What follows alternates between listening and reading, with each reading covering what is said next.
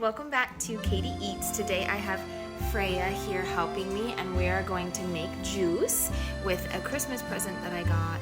It is the Omega Cold Press 365. We're going to show you how to make a juice with it and then give you our review whether we like it or not. Say hi. Hi.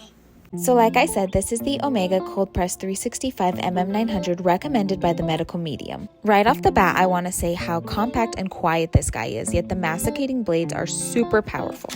Today we're going to be making one of our favorite green juices. I will have the recipe for it in the description below.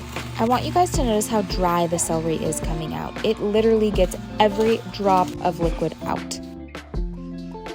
So far, Freya has added 6 stalks of celery and 1 large English cucumber. Wow. Now we're going to push through 1 whole Granny Smith apple. Not only does this juicer come with a handy tool to help you push even the hardest of fruits and vegetables through, but it also has an adjustable pressure nozzle allowing you to customize for harder or softer fruits or vegetables.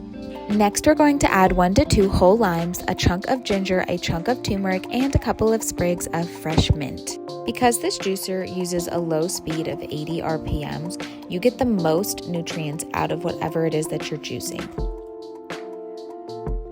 Cheers! Thanks for your help, Freya. As I'm sure you can tell, I love this juicer. But my one complaint is the feed chute is just too small, which means you have to spend extra time cutting up your food so it'll fit. Other than that, I really do love it. It is by far the easiest juicer I have ever owned to clean, and I've owned a few.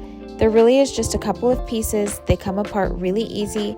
You can rinse them off, toss them in the dishwasher, and then you're done and ready for your next juice. All in all, I would say I highly recommend this Omega juicer. Thanks so much for watching all the way to the end. Be sure to give it a thumbs up and subscribe if you haven't. We'll see you next time. Bye. Yeah.